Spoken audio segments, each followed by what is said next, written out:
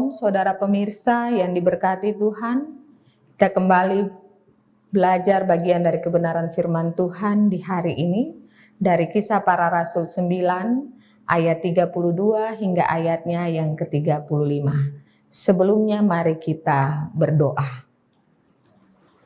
Allah Bapa yang baik, Bapa yang kekal dan kudus, pada saat ini kami datang kepadamu Tuhan, mengucap syukur dan berterima kasih atas segala pertolongan dan kebaikan Tuhan yang nyata dalam kehidupan kami. Dan pada saat ini kami ada sebagaimana kami ada, dan kami akan ada dalam perenungan, belajar dari bagian kebenaran firman Tuhan, tersedia bagi kami di dalam Kisah Rasul 9 ayat 32 hingga ayatnya yang ke-35. Kami memohon pertolongan Tuhan di dalam kami belajar memahami kebenaran firman Tuhan ini. Tuntun kami dengan kuat kuasa Roh Kudus, agar bagian kebenaran firman Tuhan yang sebentar akan kami terima dapat menjadi bagian dalam kehidupan kami. Berbicaralah ya Tuhan kepada kami, sebab kami siap untuk menerimanya. Di dalam nama Tuhan Yesus firman hidup, kami berdoa. Amin. Kisah Rasul 9 ayat 32 hingga ayatnya yang ke-35, demikian kebenaran firman Tuhan. Petrus menyembuhkan Eneas dan membangkitkan Dorcas. Pada waktu itu Petrus berjalan keliling, mengadakan kunjungan kemana-mana. Dalam perjalanan itu ia singgah juga kepada orang-orang kudus yang di Lida. Di situ didapatinya seorang bernama Eneas yang telah 8 tahun terbaring di tempat tidur karena lumpuh. Karena kata Petrus kepadanya, Eneas, Yesus Kristus menyembuhkan engkau. Bangunlah dan bereskanlah tempat tidurmu. Seketika itu juga bangunlah orang itu. Semua penduduk Lida dan Saron melihat dia, lalu mereka berbalik kepada Tuhan. Demikian kebenaran firman Tuhan. Dikatakan berbahagia adalah kita yang membaca, merenungkan, dan melakukan kebenaran firman Tuhan dalam kehidupan setiap saat. Saudara yang diberkati Tuhan, pembacaan firman Tuhan dari Kisah Rasul 9 ayat 32 hingga 35 dibawa terang judul atau tema, yaitu mujizat Tuhan meneguhkan iman. Saudaraku, mengalami keadaan sakit pasti tidaklah menyenangkan, karena kita tidak dapat dengan leluasa untuk beraktivitas dan melakukan aktivitas dan pekerjaan kita. Apalagi jika penyakit yang kita alami itu lumayan parah dan dalam waktu yang cukup lama. Tidak hanya kita yang tidak merasa nyaman, tetapi ada orang-orang terdekat juga akan direpotkan. Tentu dalam keadaan demikian, tentu kita mengharapkan sebuah penyembuhan dan pemulihan supaya kita dapat menjalani kehidupan seperti sebelumnya. Dan tidak semua penyakit itu bisa disembuhkan, baik secara medis maupun secara tradisional. Semua orang pun pasti memiliki cara yang berbeda di dalam menghadapi sakit penyakit itu. Ada yang pasrah pada keadaan, ada yang berusaha berdamai, dan ada pula yang selalu berjuang untuk sembuh. Namun tidak sedikit dari orang yang mengalami penyembuhan dari Allah, mujizat penyembuhan itu, sehingga apa yang tidak mungkin dapat menjadi mungkin. Saudara, nats firman Tuhan pada kita saat ini bercerita tentang seseorang yang bernama Eneas mengalami kesembuhan ketika mengalami perjumpaan dengan Petrus. Sebelumnya diceritakan bahwa di dalam pelayanannya sebagai seorang rasul, Petrus melakukan pelayanan dengan berjalan keliling. Artinya dia mengunjungi jemaatnya untuk memberitakan Injil dan sambil melakukan perbuatan yang baik dan memberi pertolongan kepada mereka yang membutuhkan. Suatu ketika saat Petrus mengunjungi jemaat di Lida, ia berjumpa dengan Eneas yang pada waktu itu hanya terbaring di tempat tidur.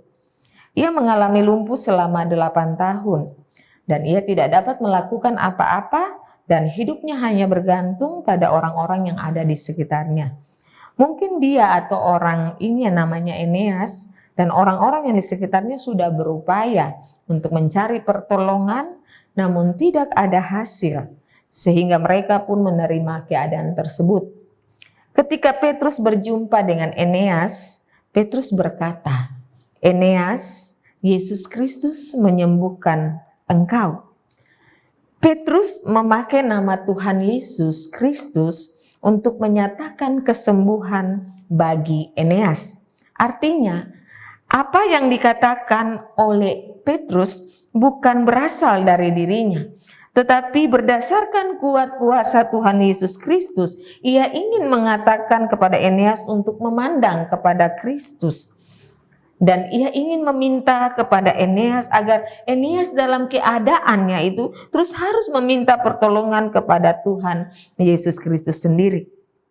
Karena dengan demikian Eneas akan memperoleh mujizat dari Tuhan. Dan apa yang terjadi Bapak Ibu Saudara pemirsa yang diberkati Tuhan?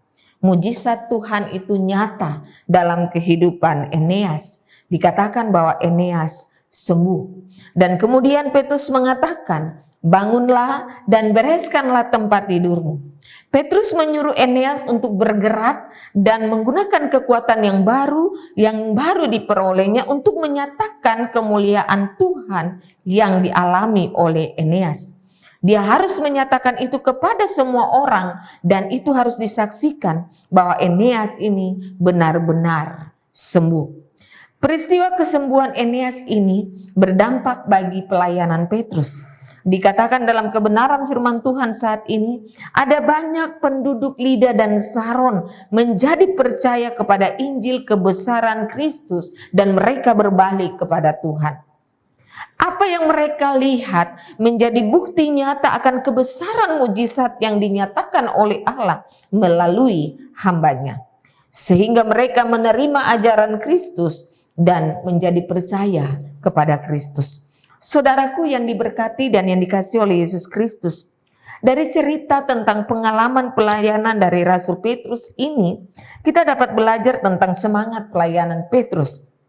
Yang pertama, kita bisa melihat bahwa semangat Petrus ini memberikan contoh dan teladan bagi kita bahwa ketika kita menjadi seorang pelayan, kita harus menjadi pelayan yang aktif, kita harus menjadi pelayan yang rajin, kita juga harus menjadi pelayan yang baik dan jangan pernah tinggal diam dalam pelayanan tersebut. Kita melihat dalam Kisah Rasul 9 ayatnya yang ke-31, di sana dikatakan, selama beberapa waktu jemaat di seluruh Yudea, Galilea dan Samaria, mereka berada dalam keadaan damai. Jemaat itu dibangun dan hidup di dalam takut akan Tuhan. Jumlah mereka makin bertambah besar oleh pertolongan dan penghiburan Roh Kudus. Bapak Ibu Saudara pemirsa tabura Injil yang diberkati, artinya jemaat yang dilayani oleh Rasul Petrus ini dalam keadaan yang baik-baik saja. Tidak ada persoalan atau permasalahan yang terjadi di sana. Justru dikatakan mereka sudah ada pertumbuhan di dalamnya. Namun meskipun demikian keadaan mereka, Rasul Petrus tidak tinggal diam di tempat. Dia selalu mempergunakan waktu dan kesempatan, segala kesempatan yang ada untuk melakukan kunjungan kemana-mana. Dalam perkunjungan itu, dia menyatakan kasih, kebaikan, perhatian, kepedulian kepada setiap orang yang memerlukannya. Bahkan dalam setiap pelayanannya, dia aktif melakukan pekerjaan pelayanannya dengan mengajar. Dia terus menguatkan, dia menasihatkan dan menghibur mereka. Saudara pemirsa, semangat inilah yang harus dimiliki oleh setiap orang percaya, terutama para hamba-hamba Tuhan di dalam melayani jemaat. Artinya, setiap pelayan itu tidak menjadi pelayan yang bermental tuan dan hanya mencari aman, tetapi menjadi pelayan yang tekun dan setia dalam pelayanan. Maksudnya supaya apa? Supaya jemaat bisa mengalami pertumbuhan iman. Saudara yang diberkati dan yang dikasihi oleh Yesus Kristus, dari bagian semangat pelayanan Rasul Petrus ini, selanjutnya kita diingatkan bahwa tantangan pergumulan dan sakit penyakit seringkali membuat kita seperti orang lumpuh yang tidak berdaya dan tidak mampu untuk berbuat apa-apa. Kita tidak ada dalam keadaan yang baik, kita ada dalam keadaan yang baik. Seringkali kita beralasan untuk tidak melakukan pekerjaan Tuhan Yesus. Mungkin di dalam pelayanan itu kita terus berusaha tapi tidak memperoleh hasil. Jangan pernah berputus asa. Tetapi pada saat itulah, pada keadaan seperti demikian, kita perlu meminta pertolongan dari Tuhan dan kita tetap harus percaya lewat kuat kuasa Roh Kudus. Oleh sebab itu, arahkanlah seluruh pandangan kita kepada Kristus. Mintalah pertolongannya, karena tangan Tuhan tidak kurang panjang untuk menyelamatkan dan pendengarannya tidak kurang tajam untuk mendengar. Ia tahu apa yang kita butuhkan dan apa yang baik bagi kita. Ia akan menyatakan pertolongannya dengan caranya yang ajaib. Saudaraku yang diberkati dan yang dikasihi Yesus Kristus, jika kita sudah menerima kebaikan dan pertolongan Tuhan, maka kebenaran firman Tuhan hari ini mengajak kita, bangunlah, bereskanlah tempat tidurmu. Artinya, bangkitlah dan lakukanlah sesuatu yang berguna dan yang bermanfaat. Tinggalkanlah tempat tidurmu atau tinggalkanlah kemalasanmu. Tunjukkanlah bahwa kita adalah orang-orang yang telah menerima pertolongan dan berkat-berkat Tuhan, sehingga kita pun dimampukan untuk dapat menolong orang lain dan menjadi berkat bagi sesama kita. Ada banyak pertolongan dan berkat Tuhan yang telah kita terima dan kita saksikan dalam kehidupan kita.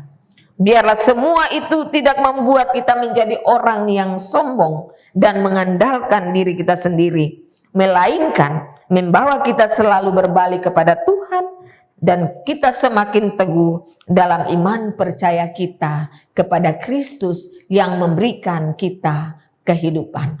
Tuhan menolong kita dengan firman-Nya. Amin. Saudara pemirsa, mari kita bersatu di dalam doa. Kita berdoa.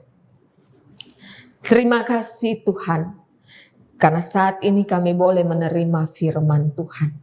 Biarlah firman Tuhan ini senantiasa menjadi remah dalam kehidupan kami. Kuat kuasa Roh Kudus-Mu memampukan kami untuk melakukan kebenaran firman Tuhan ini dalam kehidupan kami setiap saat. Berikanlah kami pemahaman, keseriusan, fokus untuk setia bekerja, menjadi pelayan yang setia tekun, memiliki hati yang baik dan tidak tinggal diam dalam keadaan. Tetapi kami bergerak aktif untuk melakukan sesuatu yang berguna dan bermanfaat, untuk membangun dan menumbuhkan iman percaya setiap orang untuk datang kepada Engkau Tuhan. Ajarkanlah kepada kami agar dalam kehidupan kami tidak berlaku sebagai orang yang lumpuh yang tidak bisa berbuat apa-apa. Tetapi kuatkanlah iman dan percaya kami untuk senantiasa dalam setiap pergumulan, kesulitan dan problema kehidupan kami. Kami memandang kepada Kristus. Nama Tuhan Yesus Kristus akan menguatkan kami untuk melewati berbagai proses, berbagai musim dalam kehidupan kami. Oleh sebab itu Allah, Bapa, Anak dan Roh Kudus hadir dalam kehidupan kami. Baharuilah kehidupan kami dan biarlah hidup dan kehidupan kami senantiasa bersandar kepada Engkau Tuhan. Setiap pertolongan, setiap mujizat yang terjadi, berkat-berkat Tuhan yang nyata dalam kehidupan kami, telah kami menerima itu. Jangan biarkan hati kami sombong angkuh, tetapi biarkanlah Tuhan lewat pertolongan kuasa Roh Kudus kami dimampukan untuk dapat merendahkan diri dan terus memandang kepada Kristus yang akan memberikan kami pertolongan untuk memampukan kami berbuat baik bagi siapa saja yang kami temui.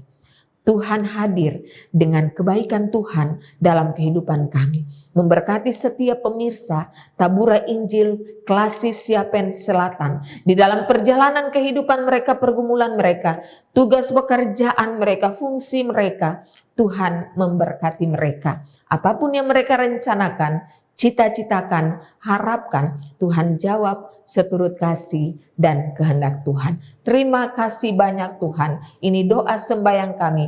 Hanya di dalam nama Tuhan Yesus kami berdoa dan bersyukur. Amin.